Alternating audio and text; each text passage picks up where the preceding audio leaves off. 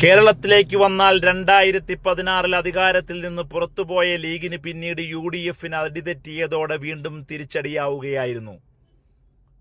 2026 നിയമസഭാ തെരഞ്ഞെടുപ്പിലാണ് ഇനി ലീഗ് ശ്രദ്ധ വെക്കുന്നത്. മൂന്നാം വട്ടം കൂടി അധികാരം നഷ്ടമായാൽ ഒരുപക്ഷെ കടുത്ത തീരുമാനത്തിലേക്ക് വരെ ലീഗ് എത്തിയേക്കാം. നിലവിൽ കോൺഗ്രസ് പാർട്ടിയുടെ പ്രവൃത്തികളിൽ കടുത്ത എതിർപ്പ് ലീഗിനുണ്ട്. പ്രത്യേകിച്ച് രാഹുൽ മാങ്കൂട്ടത്തിൽ വിവാദവും പിന്നാലെയുണ്ടായ സംഭവ വികാസങ്ങളിലും പാണക്കാട് വലിയ രീതിയിലുള്ള ചർച്ചയായിട്ടുണ്ട്.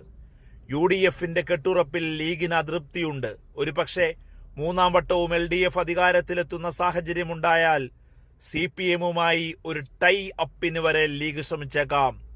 അതിനുള്ള ചില സൂചനകൾ ചെറുതായി പുറത്തു വരുന്നുമുണ്ട്. സെപ്റ്റംബർ 20 മുഖ്യമന്ത്രി ഉദ്ഘാടനം ചെയ്യുന്ന വികസന സദസ്സുമായി സഹകരിക്കാൻ തയ്യാറായിരിക്കുകയാണ് മുസ്ലിം ലീഗ്.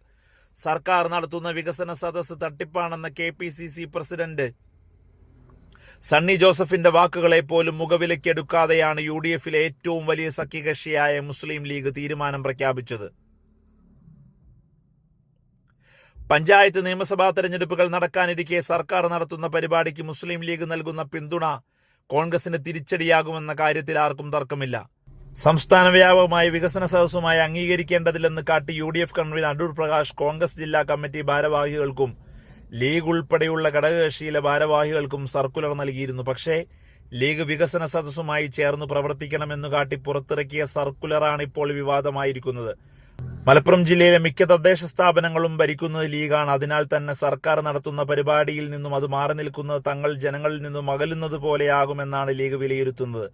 ചില നേതാക്കളുടെ വാക്കുകളിലും ഇക്കാര്യം കാണാൻ സാധിക്കും. വള്ളിക്കുന്ന് MLAയും മുസ്ലിം ലീഗ് നേതാവുമായ P. അബ്ദുൽ ഹമീദിന്റെ വാക്കുകൾ നോക്കാം. തിരഞ്ഞെടുപ്പ് മുന്നൊരുക്കങ്ങളുടെ ഭാഗമായി വിവിധങ്ങളായ പരിപാടികൾ ലീഗ് സംഘടിപ്പിച്ചുകൊണ്ടിരിക്കുകയാണ്.